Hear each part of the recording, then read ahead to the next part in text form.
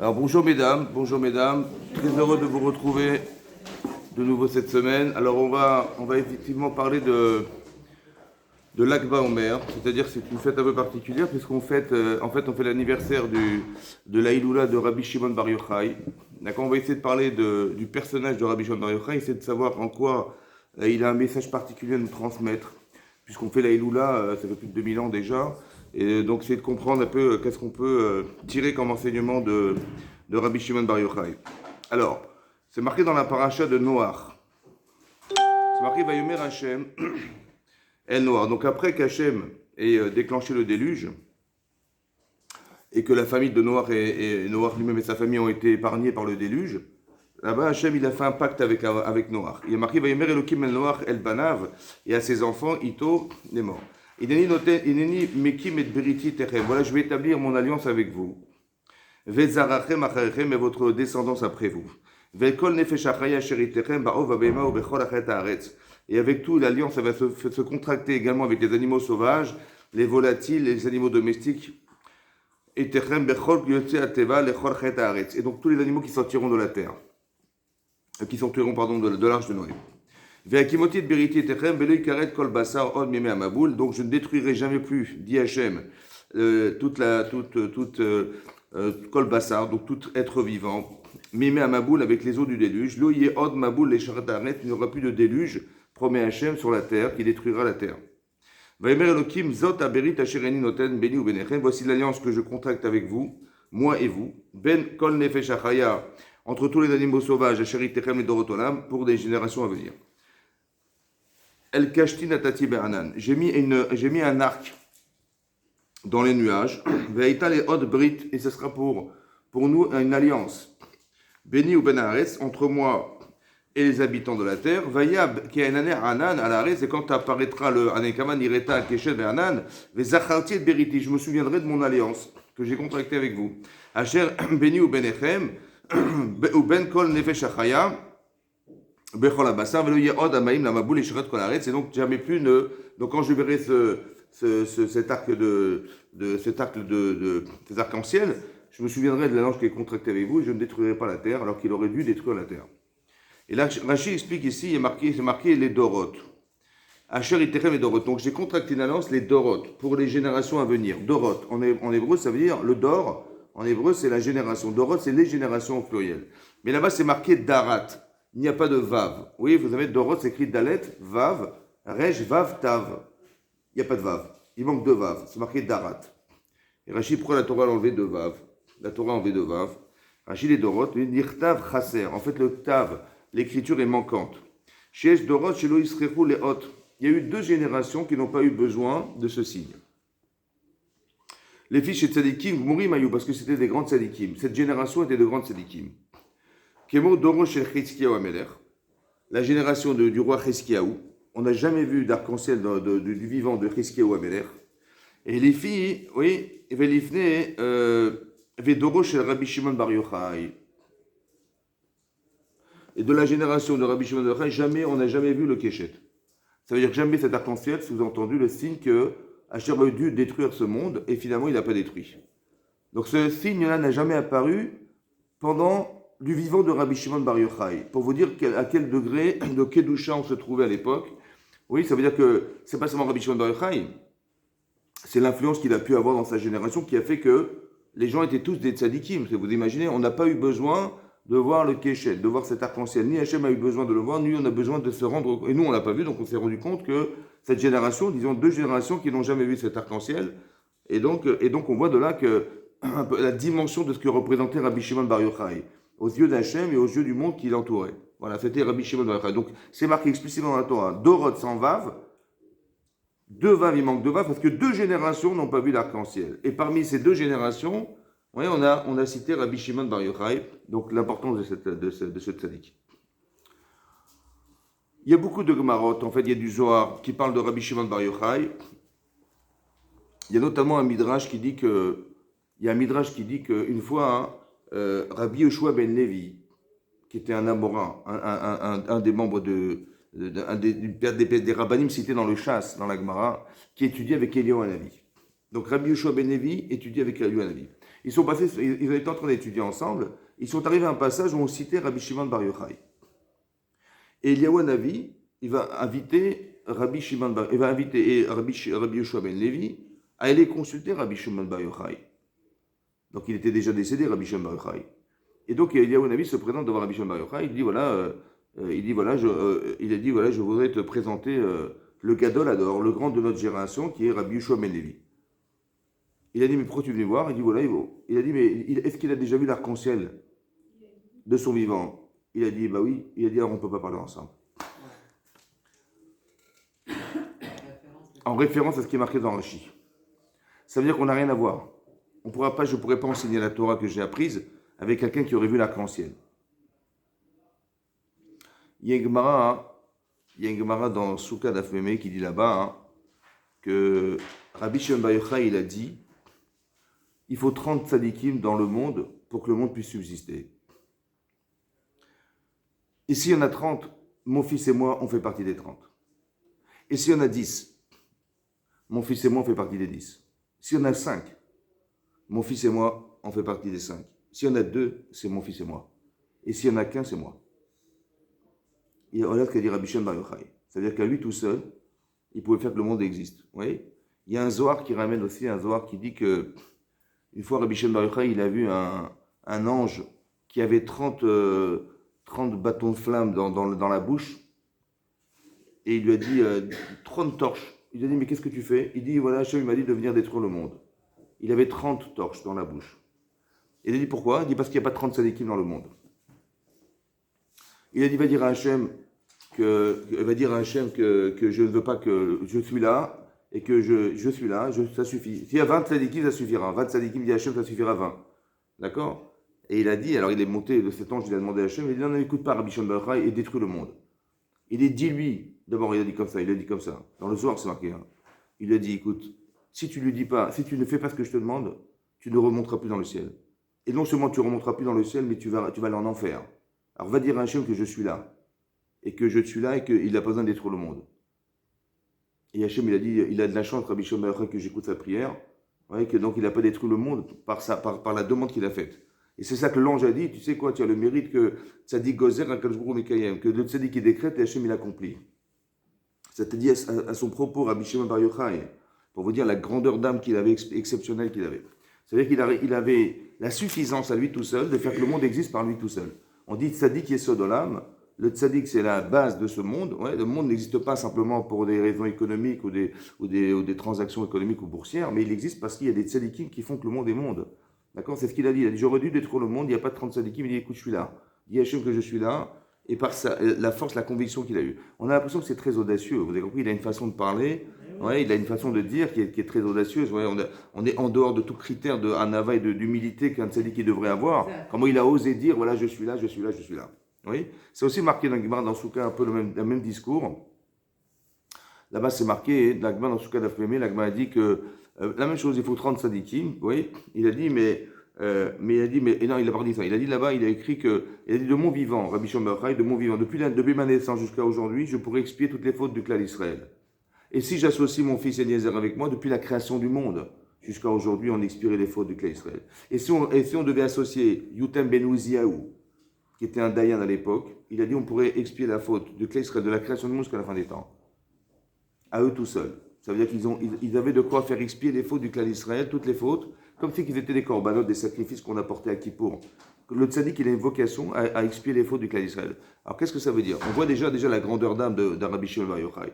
Alors, ça, c'est ce qu'il a dit, c'est ce que marqué dans les Midrashim, dans le Midrash, c'est marqué dans le Zohar, c'est marqué dans la Gemara, dans ce cas. Il y a une Gemara dans Shabbat d'Aflamet Gimel, qui est connue. La Gemara dit que une fois, Rav Yehuda, qui était un élève de Rabbi Akiva, vous savez que Rabbi Akiva, il a perdu 24 000 élèves, il en a formé 5. Et parmi les 5, il y avait Rabbi Yehuda. Comment? Oui, Rabbi Yehuda Barilai. Il y avait Rabbi Shimon Bar Yochai, il y avait Rabbi Tarfon, Rabbi Yossi, d'accord? Rabbi Eliezer, voilà, 5 élèves qui ont passé les 24. Maintenant, c'est connu que Rabbi Yehuda, l'Agmara dit dans Shabbat de la Flamme de Gimel, elle dit là-bas l'Agmara, que Rabbi Yehuda, il a dit du bien du gouvernement romain. Ouais, cette Gemara est connue. Ouais. Il a dit regardez, grâce aux Romains, on a des marchés, À l'époque, il fallait faire des kilomètres pour aller acheter des patates. Aujourd'hui, on a des gens qui vous amènent des fruits et des légumes en ville. Donc, on a moins besoin de se déplacer. Les Romains ont fabriqué des ponts. D'accord. À l'époque, il fallait prendre sa charrette et traverser, il fallait traverser la rive, carrément passer d'une rive à l'autre en passant dans l'eau. Ils ont fabriqué des ponts, merci les Romains. Et ils ont fabriqué aussi, ils ont fait des bains, des bains qui ont permis d'évacuer, d'éliminer toutes les épidémies qui pouvaient s'imaginer se répandre à cause des maladies, parce que les gens ne se lavaient pas, et que ça, donc ils ont fait des bains. Il a loué Rabbi Yehuda la démarche ouais, des Romains à l'époque. Et sur ce, Rabbi Yehuda et Rabbi Shimon Bar Yochai, il est, mais qu'est-ce que tu crois? Mais tu crois, qu'est-ce que tu crois? Tu crois qu'ils l'ont fait pour toi? Ils l'ont fait pour eux. Ouais, tout ce qu'ils ont fait, ils l'ont fait pour eux. Ils ont fait des bains pour avoir la peau tendre. Ils ont mis ils ont mis des pompes pour faire des péages. Et ils ont mis des shvakim pour mettre des femmes de vertu très légères. Voilà, c'est ça qu'ils ont fait. Voilà ce qu'ils ont fait. Ils ont fait tout ça, c'est pour eux. C'est dans l'intérêt de gagner de l'argent, surtout. C'est pas pour eux. Ils n'ont aucun intérêt d'avoir fait ça pour nous. Voilà ce qu'il a dit. Ce qu'il a dit, ça a été entendu. Donc, Rabbi aussi s'est tu. Rabbi Yehuda qui a loué, dit l'Agmara, Rabbi Yehuda qui a loué comment dire, les valeurs de Rome et l'intervention de Rome, il a été nommé Rosh Amedabrim, c'est-à-dire que le représentant du gouvernement de hébraïque à l'époque, c'était lui, le représentant, c'est lui qui est venu représenter Rome, les Juifs à Rome. Rabbi aussi qui s'est tué, il est parti, on l'a exilé, dit l'Agmara, et Rabbi Shimon Bar Yochai a été condamné à mort, parce qu'il a osé dire du mal du gouvernement de l'époque. Qu'est-ce qu'a fait Rabbi Shimon Bar Yochai? Il est parti avec son fils Eliezer. Dit l'Agmara, ils sont cachés. Ouais, où est-ce qu'ils sont cachés? Ils se sont cachés au Beth Midrash. Au départ, ils sont partis au Beth Midrash. C'est une super cachette. Hein. C'est-à-dire, pour un grand Talmid Chacham comme ça, il s'est caché au Beth Midrash, au centre d'études. Avec lui, bon, après, il a dit, bon, écoute, sa femme lui amenait à manger tous les jours. Il a dit, on est recherché par la police. Ils vont sûrement risquer d'attraper ma femme et de la torturer pour savoir où on se cache. Écoute, on ne va pas la mettre en péril. On va partir. Donc ils sont partis. Et là, ils sont partis dans une grotte. Avec quoi? Quand vous partez en voyage, qu'est-ce que vous prenez? Vous prenez des bagages, non? Il n'a rien pris du tout. Il a mangé zéro. Ça va? Il est parti sans rien, quoi. Incroyable. Il s'est sauvé, mais rien. Bon, qu'est-ce que fait Hachem? Il est parti avec rien. Qu'est-ce que fait Hachem? Il est rentré dans une grotte. Bon, il a fait en sorte qu'il y avait, comment vous dire, il y avait une source d'eau qui a coulé devant, un miracle. Source d'eau qui a coulé devant la grotte. Et un caroubier qui a poussé. Vous avez déjà mangé du caroube? C'est bon, c'est excellent, hein, c'est fruité, ça va les dents, ça va les dents hein, ça fait mal aux... Mais vous imaginez ce que c'est le minimum du minimum est vital, quoi. C'est-à-dire un peu d'eau et un peu de... Pas de Coca-Cola, pas de... Non, il n'y avait pas de... Comment? Il y a toutes les vitamines dans le caroube. C'est super, mais je veux dire c'est un peu léger, quoi. Et donc voilà ce qu'il a fait, le minimum du minimum, d'accord, le minimum. Et donc il a fait ça. Donc pourquoi il a fait ça, Hachem? Quand on a une telle confiance en lui, au point de se dire, mais je pars sans rien, mais parce qu'il avait un objectif, Rabbi Shimon Bar Yochai, Hachem y suit. Ça va? D'accord? Et qu'est-ce qui se passe? Donc ils vont arriver dans la grotte. Dit la Gemara qu'ils ont eu un petit problème dans la grotte. Pourquoi? Parce que Rabbi Shimon Bar Yochai s'est dit, comment on va faire pour conserver nos vêtements propres et sans les user? Il faut bien faire la prière, on est d'accord? Bon, on va faire la prière, mais on ne va pas se présenter devant Hachem en priant avec des vêtements usés et sales, quand même, ça ne se fait pas. Alors qu'est-ce que vous proposez? Nos femmes ne sont pas là, qu'est-ce qu'on fait? Bon, même si on peut les laver, bon, ils vont s'user quand même. Bon, alors qu'est-ce qu'on fait? Hein? Bon, moi, j'aurais dit, écoute, qu'est-ce qu'on peut faire? On va rien faire, hein. On va prier avec des vêtements sales et usés, qu'est-ce qu'on peut faire? Hein, ouais. Bon, ils ont dit, j'ai une petite idée. Il a une petite idée. Il a son fils, j'ai une petite idée, si ça te va. On va se déshabiller, on va s'enterrer dans la terre. Et on va accrocher nos vêtements sur un arbre, comme ça au moins ils seront pas. Qu'est-ce que tu en penses? On va s'enterrer comme ça, dans la terre. Qu'est-ce que tu penses de l'idée? Ça te va ou pas? Imagine jusqu'où il a été cherché ou pas? Incroyable. C'est intelligent, n'empêche. Hein. C'est intelligent, mais c'est une folie, quoi. Parce que, attendez, je vous explique, ils sont restés 12 ans. Hein. C'est incroyable. 12 ans! Ils avaient des crevettes sur la peau, des trucs. Juste pour quoi faire? Pourquoi? Juste pour prier avec des vêtements propres. Voilà, on ne se présente pas devant Hachem avec des... Bon, ça se fait pas. Alors, on va sacrifier nos vies quelque part pour ça. Est-ce que vous vous rendez compte de la kedusha qu'ils avaient? Ça, c'est Rabbi Shimon Bar Yochai. Il a dit son fils, donc on va s'enterrer dans la terre. Il dit, mais on va souffrir. C'est pas grave. Pour peu qu'on soit présentable devant Hachem. Bon. Et c'est ce qu'ils ont fait. Pas pendant 12 jours, ni pendant 12 mois, pendant 12 ans. Ils ont étudié la Torah dans ces conditions-là, précaires, dans la terre, dans le sable jusqu'au cou. Voilà. C'est là où il a dévoilé le soir. Évidemment, c'est là qu'il a découvert des choses incroyables. Il y avait une abstraction de soi pour Hachem, mais complètement énorme. C'est un kavod, un respect d'Hachem énorme, puisqu'il prie avec des vêtements propres, et d'un côté, abstraction de soi énorme. Donc quand on fait abstraction de soi, on fait abstraction de quoi? De son amour propre, on fait abstraction de ce qui fait écran entre notre Neshama et Hachem, c'est le corps, et donc ce qui fait abstraction, évidemment, il y a un contact direct. Et donc ils ont découvert des choses extraordinaires. Mais ce que je veux dire par là, ils sont restés 12 ans. Au bout des 12 ans, après 12 ans, Eliyahu Hanavi, il vient, il dit, mais qui va faire savoir à Rabbi Shimon Bar Yochai que César est décédé, d'accord, l'empereur César est décédé, et que son décret a été annulé, il peut sortir. Et lorsqu'il a entendu ça, il est sorti. Et en sortant, son fils et lui, qu'est-ce qu'ils ont vu? Ils ont vu des paysans, des agriculteurs, qui labouraient la terre. Et ça les a rendus fous. Hein. Ils ont dit, je comprends pas, mais qu'est-ce qu'ils font là? Ils sont en skim bechaye sha'a.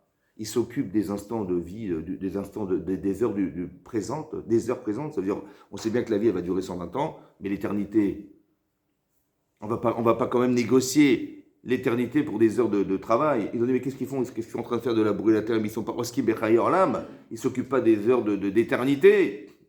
En voyant ça, ils ont dit, et qu'est-ce qu'ils ont fait? Toute personne qui voyait, ils brûlaient, quoi. Il brûlait. Donc l'Agmara, elle dit ça. Sur ce, Hachem, il vient. Il y a une batte-colle, une voix céleste qui dit, mais tu n'as pas compris, vous êtes venus détruire mon monde. Hein? Qu'est-ce que vous faites là? Vous regardez les gens, ils brûlent, c'est pas normal. Retourne dans la grotte. Qu'est-ce qu'a dit Rabbi Shimon Bar Yochai? Dans l'Agmara, c'est marqué.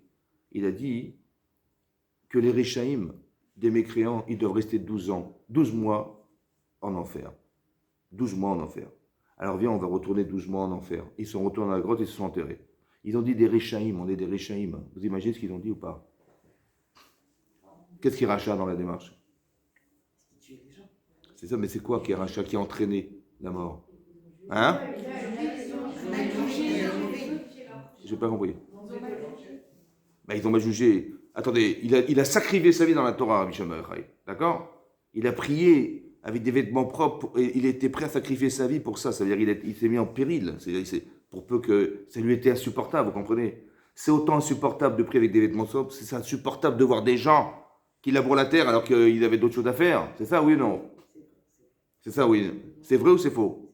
La démarche, elle est vraie ou elle est fausse? Ou elle est fausse? Elle est fausse puisqu'ils ont été obligés de retourner au Guéhinam. Mais qu'est-ce qui est faux? Hein? Leur vision est fausse. Qu'est-ce qui est faux? Mais pourquoi, en quoi c'est faux? C'est trop spirituel, il n'y a pas de matérialité. La matérialité. C'est comme ça qu'ils ont jugé que c'était la vie, c'est ça la vie. Qu'est-ce qui est faux dans l'histoire? Ce qui est faux, c'est d'imposer sa vérité aux autres. Toi, tu peux t'enterrer dans la terre, pas de problème, si tu es au niveau. Mais lui, monsieur, il peut. Monsieur, il est capable d'étudier la Torah comme tu l'es dans les conditions pareilles? Non. Mais ça te rend malade.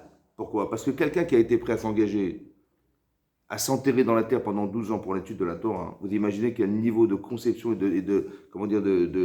d'ambition il a, combien d'investissement personnel. Mais quand on s'engage, c'est dur de se mentir en disant mais comment je peux pas ne pas leur dire qu'ils ont eu tort. Vous savez, on est prisonnier d'une vérité. Et ça peut être une erreur. Pourquoi? Parce que les gens ne sont pas forcément adaptés à ce niveau-là. Ça va? Comme une fois, il m'est arrivé. Ça dépend quelle vérité aussi. À ce niveau-là, je dis. À ce niveau-là. Ça veut dire qu'il y a des vérités qui sont insupportables. C'est comme si on a besoin de lumière ou pas? Le matin, vous voyez, quand le jour se lève, ça fait plaisir. Bon. Si le matin, votre mari vient le matin, et vous êtes encore endormi, il vient avec une torche. Et il vous fait, alors ma chérie? Il vous met de la lumière dans la figure, ça va? Alors, t'as vu, il est 8h, faut toute la veille. Et vous êtes ébloui, ouais. Mais quelqu'un qui vous envoie de la lumière trop forte dans le visage, c'est éblouissant. C'est quelqu'un qui vous dit, une fois il m'est arrivé, il y a plusieurs années, j'avais fait un cours, c'était Pessah, avant Pessah, j'ai dit, il y avait, je sais pas, une centaine de femmes, j'ai dit, je vais faire un cours sur la chode des lois de Pessah. Et j'ai parlé pendant 2 heures sans m'arrêter, j'aurais mis le paquet de à la mode. J'ai dit, j'ai fait une mitzvah, bon, Hachem, j'étais très content. J'ai dit, voilà, j'ai fait la mitzvah de ma vie, quoi. Il y a une femme qui m'a dit, c'était très bien, merci beaucoup, mais c'était trop. Je lui ai dit, mais pourquoi que c'est... Mais j'ai dit, mais vous n'avez pas marqué? Il m'a dit, mais bien sûr que j'ai marqué, mais c'est trop, j'arriverai jamais à faire tout ça, c'est trop. Vous avez compris? En fait, je l'ai étouffé. Vous avez compris? Je lui ai trop donné. Vous avez compris? Mais c'est pas ça qu'il fallait faire. Ça veut dire qu'il y a des gens qui ont des capacités extraordinaires, des grandes sadikim, mais il faut savoir diluer en fonction des personnes. Ça veut dire qu'il y a une relativité de la vérité. Une relativité de la vérité.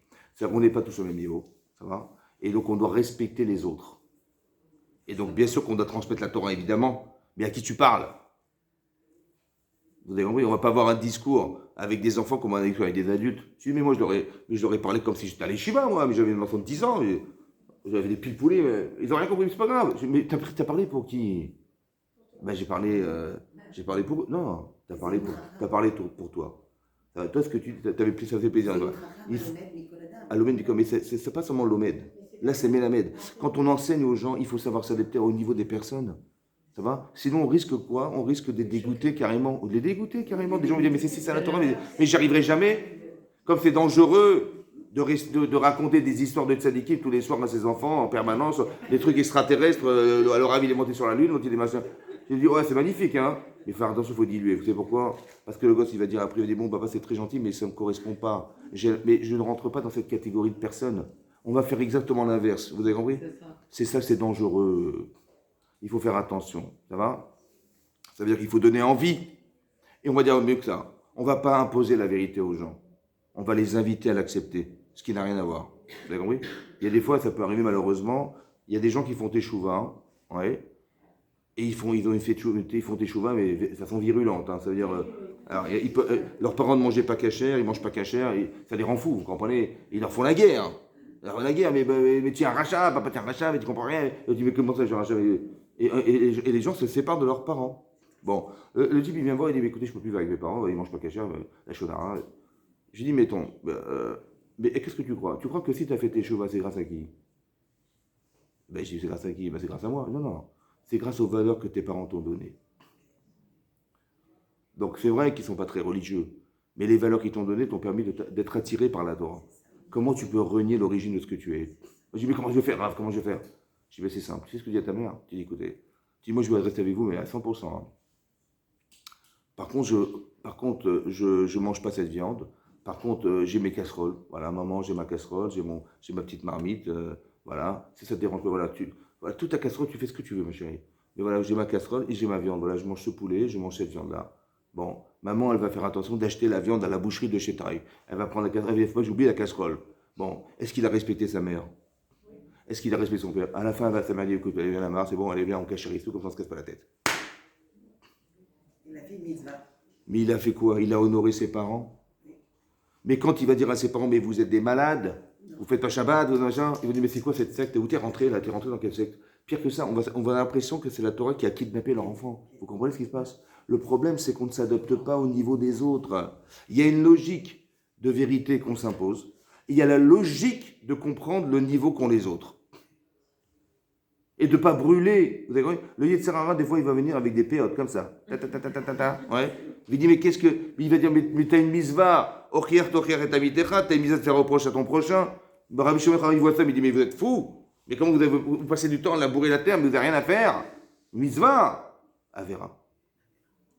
Parce que la vérité que tu imposes, elle ne peut pas se supporter pour ceux qui vont l'accepter, qui vont l'entendre. Ne dis pas des choses insupportables. Ça va? Parle, adapte au niveau. Des fois, il faut mettre des gouttes. Des fois, tu fais des clins d'œil, ça suffit. Des fois, non, mais il faut adapter en fonction des personnes. C'est ça la vérité, vous comprenez ou pas? C'est ça la vérité. Rabbi Shimon Bar Yochai, quand il sort excité comme il est de l'étude de la Torah, ouais, il peut pas voir ça, c'est impossible. Qu'est-ce que dit la Gemara? Après 12 mois, d'être passé de retour dans la grotte, ils sont ressortis. Dit la Gemara que quand Rabbi Eliezer, il voyait des gens comme ça qui ne respectaient pas complètement les mitzvot comme lui, il les frappait du regard. Et Rabbi Shimon Bar Yochai, il les soignait. Maché ou massé, dit la Gemara. Maché, c'est frapper, massé, c'est guérir, en araméen. Et donc il les guérissait. Jusqu'au jour, dit la Gemara, où ils ont rencontré un petit vieillard, qui, on était vendredi soir, et on était vendredi, juste avant Shabbat, il le voyait se balader avec 2 feuilles de hadas, des feuilles de myrte. Il a dit, mais c'est quoi ces feuilles de myrte? Ben, c'est pour Shabbat. Et il respirait ces feuilles de myrte, ça lui faisait plaisir. Je dis, mais pourquoi 2? Il dit, pourquoi 2? Ben, parce que Shamor Vezachor, C'est marqué dans la Torah, tu garderas le Shabbat et tu te souviendras la semaine, tu te souviendras du Shabbat pendant la semaine. Il dit, qu'est-ce qu'il lui dit Rabbi Shimon à son fils? Il lui dit, tu as vu comment ils chérissent les mitzvot et d'Israël? Vous avez compris ça? Comment ils chérissent les mitzvot? L'autre, il va s'enterrer dans la terre pour étudier la Torah, l'autre avec ses petites feuilles de myrte, il dit, t'as vu comment c'est beau? Qu'est-ce qu'il est beau? De quoi tu parles là? Qu'est-ce qu'il a dit? Qu'est-ce qu'il a dit à son fils? Il dit, c'est ça le niveau. C'est ça le niveau. Tu vois, ils ne vont pas aller au Beth Midrash, ils vont pas aller machin. Et le niveau, c'est les feuilles de myrte. Voilà. Il faut que tu comprennes que c'est ça le niveau du Klal Israël pour l'instant. Adapte-toi. Ça veut dire qu'il faut faire attention. Ouais. C'est-à-dire on n'impose pas des vérités aux gens. Parce que si tu imposes des vérités, tu vas te rendre compte que c'est une torche dans les yeux, ça fait mal. On ne peut pas l'adapter. Il faut faire très attention quand vous parlez à des gens autour de vous, d'adapter le discours. Ouais. Il faut être capable de supporter. Ça va? Comme une fois, une femme, elle m'a dit, elle vient voir, elle me dit, vous savez, on n'était pas du tout religieux, mon mari et moi. J'ai dit oui. Et elle me dit, voilà, mon mari, il m'a dit, tiens, ils habitaient dans le 19e. Il m'a dit, tiens, il y a un séminaire à l'époque qui s'organisait le mardi à Henri Murger. Ouais. Les femmes venaient à Henri Murger du matin jusqu'en fin d'après-midi. Elles avaient des cours. J'étais, mais c'était bien après. Mais à l'époque, il y avait toute la journée, du matin jusqu'en fin d'après-midi, il y avait des cours. Toutes les rabbiniques qui venaient, des femmes qui venaient parler, tout ça. Il dit, vas-y, de toute façon, tu ne travailles pas, profite d'aller écouter des cours de Torah. Elle dit, ok, bon, elle y va. Bon, elle y va 1 semaine, 2 semaines, 3 semaines, 4 semaines. Bon, un jour, elle vient elle se couvre la tête. Elle se couvre la tête. Bon, elle devient religieuse, quoi. Elle se couvre la tête. Mais elle me dit, mais vous savez quelle horreur? Je lui dis, mais quoi? Je dis, mais mon mari, bon, vendredi soir, il fait qu'il douche. Bon, mais samedi matin, il part au travail. Aïe, aïe, aïe, mais comment je vais où? Je vais me trouver avec mon mari comme ça? On va aller où? On va aller au Guéna? Mais elle ne savait pas comment faire. Elle pouvait pas, elle avait du mal à gérer cette situation très dure. Maintenant, quand on fait Teshuvah, on voit son mari partir ce matin avec la voiture, il part par les synagogues, mais il part au travail. J'ai dit, mais comment je peux faire? Mais vous savez, qu'est-ce qui se passe en général? Mais une femme, elle lui fait la guerre. Elle lui fait, mais t'es fou, mais on va divorcer, je ne sais pas ce qui va lui sortir. Ouais, très difficile. Contiens-toi. Ça veut dire quoi, contiens-toi? Attends, d'un côté, tu peux comprendre que l'état dans lequel tu te trouves, c'est logique. Tu as été dans des cours de Torah, tu as écouté des choses qui t'ont bouleversé, qui t'ont carrément changé, ouais, qui t'ont révolutionné. Donc c'est logique que dans ta démarche, mais lui, est-ce qu'il a suivi cette démarche? Non. Donc il est exactement à la case numéro 0 où tu étais il y a 2 ans. C'est logique ou pas? Donc tu devrais pouvoir te dire, tu dis, mais je ne peux pas supporter, j'ai l'impression de me mentir quand je vois ça, mais qu'est-ce que je peux faire? Je ne peux pas me mentir en disant, mais c'est pas grave. Comment ça, c'est pas grave? C'est très grave. Mais comment Non. Ce que tu penses être grave, c'est ton Yetzira qui te fait dire. Parce que la logique, c'est pas celle que tu vois, c'est celle qui est. C'est-à-dire qu'il a un passé qui fait qu'aujourd'hui, il raisonne comme ça. C'est vrai, autant que ça peut être un homme, autant que ça peut être une femme. C'est pour ça que quand on évolue en couple. Vous avez compris? C'est-à-dire que si madame, elle évolue dans les cours, monsieur, il ne fait rien du tout, ou l'inverse, monsieur, il va et tous les soirs, après la prière, il y a un petit cours d'1 heure, et ça fait 2 ans que ça dure, évidemment qu'il va changer, mais madame, elle n'a rien fait, vous avez compris? Donc elle se retrouve avec un martien à la maison, elle dit, c'est quoi cette secte-là, où tu as été, qu'est-ce que tu fabriques? Et c'est comme ça, on évolue en couple, c'est-à-dire qu'on évolue ensemble, c'est très important, parce que après ça crée des discordes, après on ne se comprend pas, et après, monsieur, il est exigeant, il dit, mais tes jupes, il faut les redescendre un petit peu. Et vous avez compris, mais où tu vas, comment tu t'habilles, il va aller faire la guerre. C'est très dur, il faut savoir se contenir. Oh. Un petit peu comme Rabbi Shimon Bar Yochai, il est rentré 1 an dans la grotte, en disant, voilà, je vais me calmer, parce que je sais bien que c'est insupportable ce que je fais. D'accord? Il va jusqu'à détruire les autres, c'est pas possible. On peut très bien comprendre, on peut détruire dans le discours. Mais qu'est-ce que vous faites de votre vie? Et donc, on peut détruire des personnes en pensant qu'on fait bien, vous comprenez? En fait, c'est pas adapté. C'est pas adapté. Il y a des gens qui vont étudier de la Torah toute la journée. Il y en a qui vont étudier la moitié du temps. Il y a des gens qui vont faire. On a besoin de tout. Ça veut dire que c'est comme vous avez le corps et la neshama. Bon, ce qui est extraordinaire quand même, c'est vous mettez en balance, vous avez un corps et vous avez une neshama. C'est quoi? Quel est l'élément le plus important entre le corps et la neshama? Le plus important. La neshama, le corps. Vous avez un animal, votre corps c'est un animal. Et vous avez une neshama, c'est un ange. D'accord? Évidemment que c'est la neshama. Mais est-ce que vous pouvez imaginer que cette neshama, elle dépend de son corps? C'est-à-dire que si monsieur il ne fait pas attention, madame elle ne fait pas attention à sa santé, Vous imaginez ou pas? Si vous avez le roi, il dépend de ses disciples. Le roi, il descend depuis quand? Non, le roi, il est le roi. Non, non. Le roi dépend de ses... C'est-à-dire qu'on ne peut pas négliger le corps. Il y a la terre, il y a Yaakov et il y a Esav. L'un, il était Yoshev ou Alim, il tuait la Torah dans la tente, et l'autre, il était dans les champs. Est-ce qu'on peut séparer les deux? Est-ce que l'un est plus important que l'autre? Je dis, ben, c'est difficile à faire la différence. Mais il y a des gens qui ont vocation à faire que, comme vous avez les Kohanim, vous avez les Lévim, vous avez Israël, vous rendez compte qu'un Kohen, il n'a pas le droit de rentrer dans un cimetière. D'accord? Il se rend impur que pour 7 personnes. Si sa tante elle est décédée, il ne peut pas aller au cimetière. Et son grand-père, il ne peut pas y aller. Vous avez compris? Son cousin, il ne peut pas y aller. C'est grave quand même. Hein. Bon, ça veut dire que la Touma qu'il y a dans un cimetière, c'est grave. Bon, nous, on peut y aller ou pas? Moi, je suis Israël, moi, je peux y aller ou pas? Est-ce que j'ai une mitzvah d'y aller? Et lui, il a une avéra d'y aller. Mais je ne comprends pas. Si moi, j'ai une mitzvah, alors il aurait dû l'avoir. Et si lui, c'est une avéra, si c'est tellement grave, alors pourquoi moi, ça l'est pas? Je ne devrais pas y aller? Vous avez compris ou pas? Vous avez compris que c'est relatif à la personne. Mais lui, il a une avodat Hashem. Il a un service divin qui n'a rien à voir avec toi, mon chéri. Lui, il va faire le shalom entre Hashem et les gens. Tu as un problème, tu as fait une avéra, tu veux te faire pardonner, tu passes par le Kohen. La proximité avec le Kohen permet de faire le lien, c'est le vecteur essentiel entre Hashem et nous. C'est lui qui fait le shalom entre lui et nous. Et bien, il faut un homme spécial. Il est spécial, cet homme. Il ne doit pas avoir de contact avec ce qui tue, ou avec ce qui est en contact avec la mort. Pourquoi? Parce que Met, ça s'écrit comment Met? Mem, Tav. Et quand vous l'inversez, ça fait Tam. Pas Tam Tam. Hein. Tam, ça veut dire qu'il faut être, il est intègre. Il est intègre, il ne veut pas avoir de contact avec ce qui meurt. Vous avez compris? Pourquoi? Parce que la faute tue. Mais lui, il veut éliminer la faute. Il veut être un vecteur de Tam, d'être entier, d'être parfait. Vous comprenez ce que c'est ça?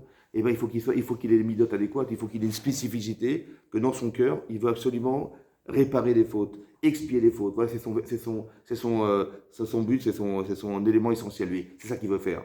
Donc il faut qu'il soit dans une forme de perfection qui l'éloigne de ça. Comme si il y avait une influence sur lui, même de rentrer dans un cimetière, même dans une salle où il y a quelqu'un qui est décédé, il ne peut pas rentrer. C'est pour ça qu'en Israël, vous avez vu en Israël, dans les hôpitaux, il est marqué jusque-là, les Kohanim peuvent rentrer, après ils ne peuvent pas rentrer. Parce qu'on ne sait jamais, Chazvé Shalom.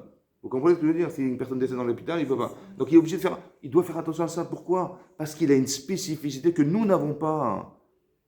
C'est pour ça qu'il a des halakhot qui ne nous concernent pas. Pour lui, ce qui est une mitzvah, une avéra pour lui, il est une faute pour lui. Moi, pour moi, c'est une mitzvah. Moi, c'est une mitzvah. À mon niveau, mais c'est une mitzvah, lui, c'est une avéra.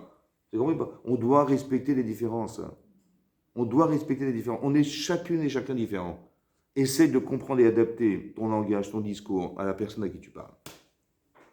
Essaie de comprendre les gens, ça va? C'est pareil en couple, c'est pareil en couple. Il y a des gens qui parlent à leurs femmes comme ils parlent à des hommes, où ils ont des réflexions d'hommes alors qu'on parle à des femmes, ou l'inverse, les femmes elles comprennent pas leur mari alors qu'elles sont des femmes. Évidemment, on est différents, évidemment. Évidemment, puisqu'on est différents, on réfléchit pas de la même manière, on n'a pas les mêmes sentiments, on n'a pas les mêmes besoins, on n'a rien de commun. Mais évidemment, alors qu'est-ce que tu fais? Ben, si tu restes une femme en couple, ton mari va souffrir. Hein. Et si tu restes un homme en couple, ta femme elle va souffrir. Parce que tout ce que tu as envie, elle n'a pas envie. Est-ce que tout ce que tu penses, elle ne pense pas? Vous avez compris ou pas? Ou tout ce qu'elle voit, tu ne vois pas. Alors, qu'est-ce qu'on fait ensemble? Il faut s'adapter. Ça veut dire qu'il faut être capable de réfléchir et d'adapter le discours en fonction des personnes à qui tu parles. Si tu vois une femme tu entends ta femme dans la cuisine qui crie. Bon, on dit, mais qu'est-ce qui t'arrive? Mais j'ai vu une araignée. J'ai pas compris. T'as vu? Une araignée. J'ai dit, mais une araignée, ma chérie, mais combien tu pèses? Juste par. Si tu mettais juste ton pied dessus, ça y Si tu mets ton pied dessus, on ne voit pas de la même manière. Je dis, ben, les femmes sont folles. Elles sont folles. Elles voient des araignées, elles sont folles. Je dis, elles sont juste pas folles, elles sont juste différentes. Ça va? Toi, tu la vois comme ça, elle la voit comme ça. L'araignée. Tu vois? Donc, ça veut dire qu'on a une faculté à voir. Donc, respecte la différence. Tu dis, ma femme, elle est folle. Vous savez quoi? Elle a mis une araignée à crier. Elle est folle. Je dis, non, elle n'est pas folle, elle est différente. Et donc, si simplement tu pouvais comprendre la différence, adapter la différence. Et donc tu vas lui parler différemment. Ou alors que quand tu vas rentrer à la maison, tu vas vérifier s'il n'y a pas des araignées dans la cuisine. Parce que tu connais la différence. Vous avez compris? Tu t'adaptes à la différence. Tu dis pas non, mais elle est folle. Attends, excusez-moi, laquelle s'ébrouille? Ouais, bah, qu'elle apprenne à vivre avec des araignées. Bah, c'est contre nature. Vous avez compris? Comme déjà dit, j'ai rendez-vous avec ma femme, elle ne me trouve pas, on sort du métro, elle ne me trouve pas. Je dis alors qu'est-ce que vous avez fait? Je dis bah, je l'ai laissé te chercher. Bah, il faut bien qu'elle se débrouille. J'ai compris, mais la pauvre, elle est en panique, elle ne sait pas où aller. Si elle n'est pas débrouillarde ou elle ne sait pas s'orienter, qu'est-ce que tu fais? Tu vas la tuer aussi. Vous avez compris ce qui se passe? Les gens ne s'adaptent pas. C'est ça le problème. Rabbi Shimon, il n'arrive pas à s'adapter. Il va sortir de la grotte, il n'arrive pas à voir que l'autre, c'est un agriculteur. Il dit, mais non, il est un être humain comme moi, il est un neshama comme moi.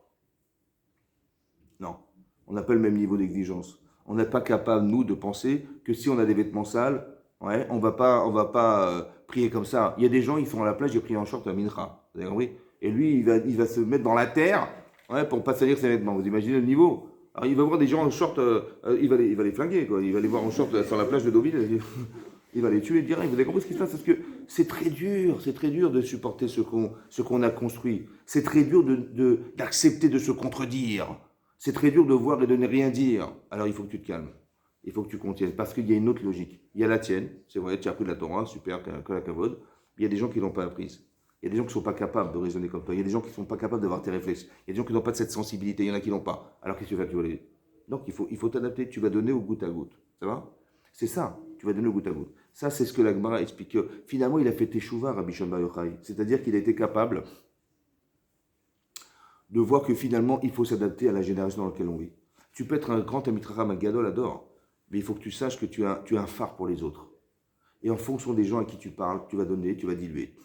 Tu vas dire lui beaucoup, lui moins, lui plus, ou tu vas adapter la réponse en fonction de l'événement, en fonction cette intelligence d'adaptation, cette intelligence émotionnelle qui fait que tu t'adaptes à la situation. Tu vas donner une réponse à l'un qui ne sera pas la réponse de l'autre. Tu dis mais pourquoi vous n'avez pas donné la réponse la même? Ben, évidemment, ce n'est pas la même personne.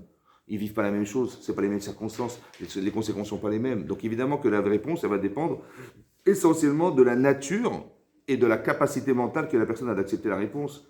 On ne veut pas détruire les gens, on veut une Torah Traim, une Torah qui fait vivre, pas une Torah qui tue. Et lui, quand il voit les gens, ben, c'est une Torah qui fait pas vivre. C'est pas ça qu'on veut. On veut une Torah qui fait vivre, qui donne envie, quand on sort d'un cours, on a envie d'étudier la Torah, on a envie de faire partie du peuple juif. On se dit, mais on a une chose fantastique. Mais c'est ça qu'on essaye de faire. C'est pas l'inverse en disant, mais c'est comme ça, c'est la rigueur.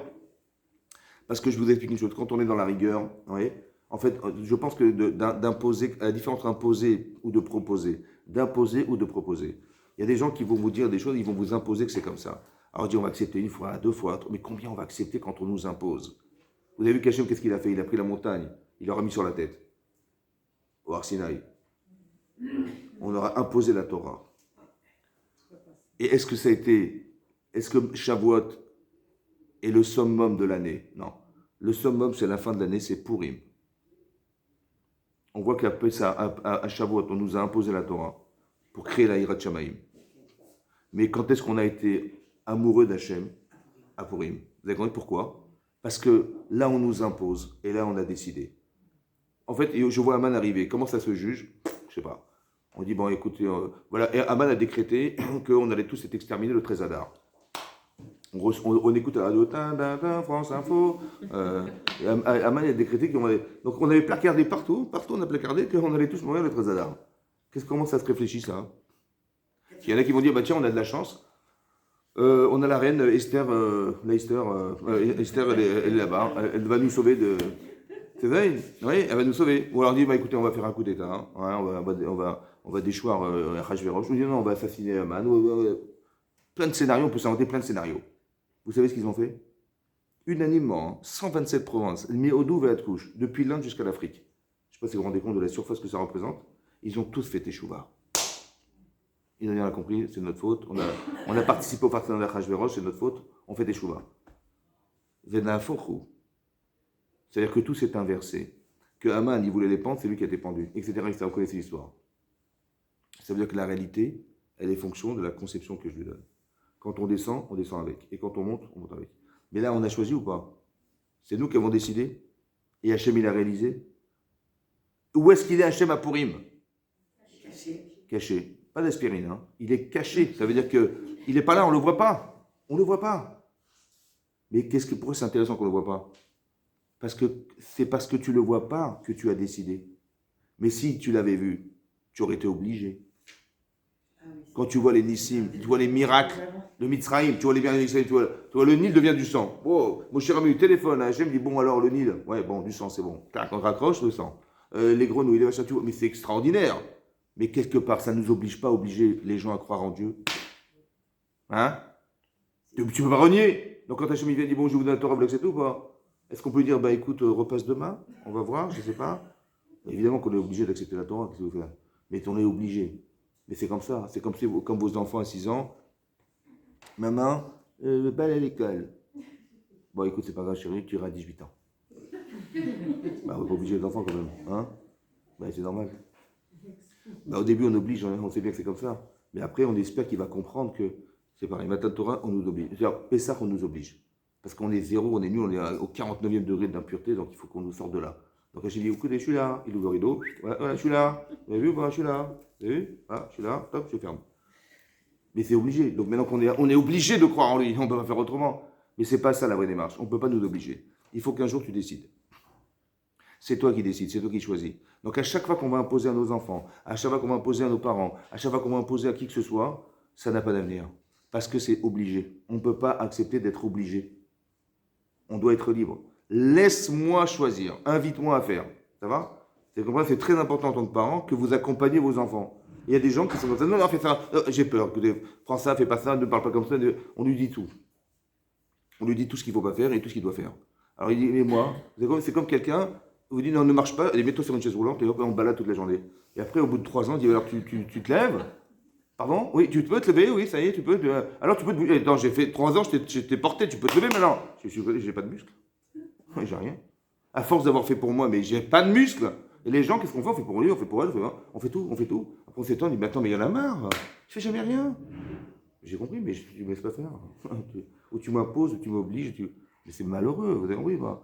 Laissons la liberté aux gens de faire. Ça va? Par exemple, vous allez voir que Abraham Avinu, il va devoir quitter Israël parce que c'est la famine en Israël. Bon, il va quand même pas mourir de faim, lui et sa femme. Donc il décide de partir en Égypte. Et là, il se rend compte que sa femme est très belle. D'accord? Il dit, mais comment je vais faire? On va aller dans un pays corrompu. Ma femme est belle. Bon, évidemment que si je leur dis que c'est ma femme, ils vont me tuer et ils vont la prendre pour la donner au roi, c'est ça, hein? Donc je vais dire à ma femme, écoute, bah, dis-leur que t'es ma soeur. Ça va? C'est ça qu'il a dit ou pas? Mais ce qui est marrant, c'est que dans le texte, il a dit Imrina achotiat. Imrina. Je t'en prie, dis-leur, je t'en prie. C'est-à-dire, lui, il a failli mourir de faim et de soif en Israël. Il va risquer de mourir à cause de la beauté de sa femme. Ouais. Mais qu'est-ce que vous auriez dit, vous? Et tu ne fais pas l'idiote. Hein. Tu vas pas me tuer quand même. D'accord? Tu vas mentir. Tu ne fais pas l'idiote, tu mens. Hein. D'accord? Non, il a dit, je t'en prie, dis-leur. Vous imaginez la retenue qu'il a ou pas? Il a invité sa femme à lui sauver la vie. Parce que si je t'oblige, c'est dommage. Parce que si je t'oblige, tu vas la faire. Mais je t'aurais obligé à la faire. Mais si je t'invite à la faire, tu te rends compte le salaire que tu rends? Mais c'est extraordinaire. Ça veut dire qu'on n'oblige pas les gens. Ça va? On ne les oblige pas, on les invite à penser.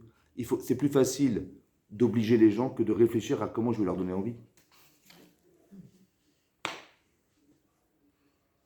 Vous avez compris ça? C'est ça, Rabbi Shimon Bar Yochai. Il a compris ça, Rabbi Shimon Bar Yochai. C'est pour ça qu'il y a une Gemara dans Shouka Daf Kafret qui dit là-bas que Hillel Azaken, il avait 80 élèves. Hillel Azaken, il avait 80 élèves. Il y en avait 30 qui pouvaient recevoir la Shekhinah comme Moshe Rabbeinu. C'est pas mal. Il y en avait 30 qui étaient capables d'arrêter le soleil comme Yoshua ben Nun. Il y avait 30 des moyens. Les moyens. Ça va? Des moyens. Maintenant, le plus petit d'entre eux, quand je dis petit, ça veut dire que le moins tzaddik d'entre eux, c'était Rabbi Yochanan ben Zakkai. Tu vois le truc, quoi. Il y a Gemara dit qu'il connaissait toute la Torah, le Zohar, il comprenait le langage des palmiers, le langage des oiseaux, le langage des chélim, des démons, des trucs de fou, quoi. Et lui, c'est le plus petit, lui. Et le plus grand, c'est qui? C'est Rabbi Yonatan ben Uziel. Rabbi Yonatan ben Uziel. La Gemara explique là-bas que quand il étudiait la Torah, les oiseaux qui passaient au-dessus de lui, ils brûlaient. Et pourquoi il brûlait? Pourquoi il brûlait? Il y avait une rôtisserie. Pourquoi il brûlait? Parce que Rachid expliquait que quand il étudiait la Torah, des anges l'entouraient pour écouter sa Torah. Les anges, et donc ce feu, c'est les anges en fait. Et Tosfot, il explique là-bas hein, que le feu, il venait pas du ciel, il venait de lui. Comme nous, on a vu du feu le jour du Har Sinaï, le jour du Matan Torah. D'où il venait ce feu qui est marqué dans la Torah? Il venait de la joie des gens qui étaient présents pour accepter la Torah. Le feu, il venait de la simcha, de la joie des gens. Et ce feu, c'est la simcha qu'il avait Rabbi Yonatan ben Chetrit, Rabbi Yonatan ben Uziel, d'étudier la Torah. Et ce feu, il venait de lui, en fait, comme ça il t'explique ta faute. Là-bas, il y a un élève, il a. Il y a du feu là. Ah non, oui. Sur une auréole. Ah, il y a du feu. Ça fume, ouais. Et donc, et qu'est-ce qui se passe? En fait, là-bas, c'est marqué, il y a un élève, une fois, il a vu ce texte de la Gemara, il a dit à son Rav, écoutez, Rav, si déjà Rabbi Yonatan ben Uziel, il était capable de brûler des oiseaux dessus avec la gdoucha qu'il avait, alors imaginez-vous, il est le Rav. Alors, qu'est-ce qu'il a répondu, son Rav? Il a dit, ben non, quand il allait tuer Torah, il n'y avait rien qui brûlait au-dessus de lui. Il dit pourquoi? Parce qu'il était capable de concentrer le feu de la Torah. Il y a un feu qui détruit, il y a un feu qui fait vivre. Vous avez compris pas? Il y a des gens qui ont une telle exigence dans l'étude, etc. Ouais, une intransigeance énorme, que ça devient du feu, ça. Alors il a expliqué que non, nous on ne veut pas de ce feu-là. On veut du feu qui construit et pas du feu qui détruit. Du feu qui permet de... on peut utiliser le feu pour détruire, on peut le feu pour construire. On peut l'utiliser pour détruire, on peut s'éclairer avec. Vous avez compris? Il y a deux usages. Vous avez compris? Quand ça sonne, l'école simcha. Toujours, c'est l'un ou l'autre, c'est vous. Mais ça veut dire, vous avez compris? C'est très important que vous compreniez, il y a toujours deux feux. Ouais, il y a deux feux. Il y a celui qui détruit et celui qui construit. Alors lui, il a dit non, il n'y avait rien qui brûlait. Pourquoi? Parce qu'il savait comment il pouvait utiliser le feu et comment il pouvait ne pas l'utiliser, comment il pouvait utiliser un feu qui pouvait Chazécham détruire. Hein? Pour faire le pain, il faut du feu. Voilà ce que je dis. Donc ça veut dire que ça peut servir ou alors ça peut desservir. Ouais, Chazécham, ça peut desservir. Mais ça veut dire que il faut savoir utiliser les outils qu'on a. On a une arme extraordinaire, mais c'est une arme qui peut construire, une arme qui peut détruire. Et sous prétexte de Torah, c'est ça. Donc il faut faire attention à qui on parle, comment on parle. On a très envie, vous comprenez. On a très envie que nos enfants soient dans la Torah, on a très envie que notre mari soit dans la Torah, on a très envie que notre femme soit dans la Torah, évidemment. Mais il ne faut pas que ton désir il soit plus fort que toi. Que tu saches maîtriser pour dire, ce qui compte, c'est pas moi. C'est pas ce que je vais dire qui compte, c'est ce qu'elle va devenir qui compte. C'est pas ce que je vais dire qui compte, c'est ce qui va devenir parce que je vais lui dire qui compte. Donc il faut faire attention comment tu vas dire. Parce que l'objectif, c'est pas ce que tu vas dire. C'est quand tu fais reproche à quelqu'un. Hein, l'objectif, c'est que tu lui dises ou qu'il change. Il change. Eh ben, en général, c'est pas comme ça qu'on fait. On dit, écoute, je lui dis la vérité, qu'il se débrouille avec. Qu'il se débrouille. J'en avais marre et je lui dis, écoute, c'est comme ça et c'est tout. Ouais. Mais dans quel but tu l'as dit? Ben, je lui dis, parce qu'il faut que ça change. Donc il faut qu'il sache la vérité. Je dis, mais dans quel but tu lui as dit? Ben, qu'il sache la vérité. Non. Il fallait que tu lui dises de façon à ce qu'il ait envie de changer. Et c'est pas pareil. Ah, c'est pas pareil. Donc là, tu vas te contenir parce que l'objectif, c'est pas toi, c'est lui. C'est pareil, Rabbi Shimon dit, mais je vois l'agriculteur qui est en train de perdre son temps. Je dis, mais dans l'intérêt de qui tu l'as dit? Dans l'intérêt de détruire ce que tu vois, ce qui te dérange, ou dans l'intérêt de reconstruire ce qui n'est pas prêt à accepter ce que tu fais, ce que tu vas dire. Vous avez compris ça? C'est ça la différence. C'est pour ça que Rabbi Shimon Bar Yochai, il n'a pas pensé que tout était blanc et noir. Parce qu'il a dit, c'est ou blanc ou c'est noir. C'est-à-dire, ou tu fais pas. Si tu fais pas, t'es noir, et si tu fais, t'es tant mieux. Non, la vie, c'est un arc-en-ciel. Il y a des couleurs. Chacune, elle a une couleur différente. Tu dois respecter la différence des couleurs. Quand Hachem dit, je ne veux pas détruire le monde, vous savez pourquoi? Parce que malheureusement, des fois, on peut tout voir en noir et blanc. Alors, il faut arrêter de voir en noir et blanc. Il faut accepter qu'il y a des nuances chez les gens.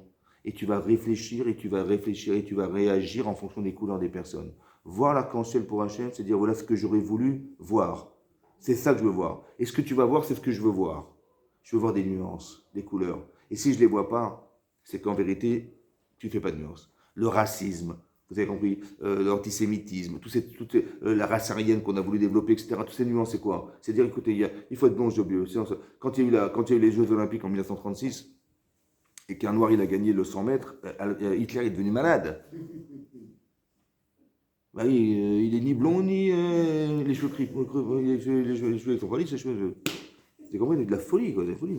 On a réduit les critères, alors qu'Hachem, il a fait qu'il y ait de la diversité, il y a de la variété. Pourquoi tu veux limiter? C'est une bêtise, vous comprenez ou pas? Accepte de voir qu'il y a des différences. Nourris-toi, enrichis-toi de la différence, à la limite, au lieu de. Tu dis, un type agrégé, tu dis, tiens, ça m'interpelle, comment ça se fait qu'il n'est pas dans la Torah, celui-là? Vous comprenez? C'est comme un type, il rentre à la synagogue Shabbat avec son téléphone. Ou il monte à la Torah, il dit, ouais, je vais faire un don pour la synagogue, oui, 50 €. Bon, je vous fais un chèque? Parce que je peux pas passer. C'est dur à voir ça. Mais il m'a gâché mon Shabbat, qu'est-ce qu'il fout là? Tu dis, ben non, tu dois te retenir. Tu dis, il ne savait pas. J'ai plus de peine pour lui que j'ai d'angoisse pour moi. C'est ça la capacité, c'est ça le émet, c'est ça la Torah t'émet, de se retenir pour la Torah. Tu penses qu'Hachem, il a fait ça pourquoi? Pour te gâcher ton Shabbat ou pour dire écoute, occupe-toi de lui? Ah, il y a deux façons de voir, vous comprenez? J'ai dit, mais qu'est-ce qu'il est? Il y a d'autres synagogues, monsieur, pour ça. Hein. On n'est pas là, vous montez au téléphone, vous répondez au téléphone, vous, dites, vous avez reçu un rendez-vous hein, en plein Shabbat, il dit oui, je suis occupé, je suis en rendez-vous. Voilà. Et la synagogue dit. Et comment il peut apporter son portable à la synagogue? J'ai compris, mais si tu penses bien qu'il n'a pas fait exprès, d'accord? Il n'a pas l'audace de faire une chose pareille, donc on peut dire, ah, le pauvre, il ne sait pas. Il dit, ah, mais il m'a énervé, mais qu'est-ce qu'il a été faire ça, devant nous? On est victime de notre vérité. Non, il faut exploiter la vérité pour essayer de la transmettre et non pas la garder en pensant qu'on on nous détruit cette relation sous prétexte qu'on fait des choses qui sont insupportables à voir. Vous avez compris? Tout n'est pas noir et blanc, il faut que tout soit nuancé, que tout soit, il y ait des variétés, qu'on accepte la différence. Et plus on fait des nuances, plus on sait s'adapter. Ouais, il y a la chorma, il y a la bina, la différenciation des éléments. Vous avez compris? Donc on doit être intelligent et dire, voilà, c'est différent, c'est pas pareil, réagis pas comme ça, retiens-toi pour, fais-le pas pour toi mais pour lui, etc. Vous avez compris? C'est important. C'est ça le message de Rabbi Shimon ben Yochai. Ce feu qu'on a finalement, on a mis un feu, le feu de la Torah, mais qu'on sache utiliser le feu de la Torah, non pas pour détruire, mais pour au contraire construire et faire en sorte qu'on puisse s'adapter, comme Rabbi Shimon ben Yochai il a su le faire, et c'est en ça qu'il était énorme, parce que quand on est bas, on est nul, on n'est pas très fort non plus, on dit bon, ça ne touche pas, mais quand on est à un niveau tel que Rabbi Shimon ben Yochai, il doit supporter de voir des gens qui font l'inverse de ce qu'il lui conçoit, c'est très très très dur pour lui. Et donc il faut être capable de pouvoir malgré tout conserver cette lumière en soi et la transmettre en diluer, on va dire, en fonction des personnes qu'on a en face de soi. Chazak ou Baruch. Oui.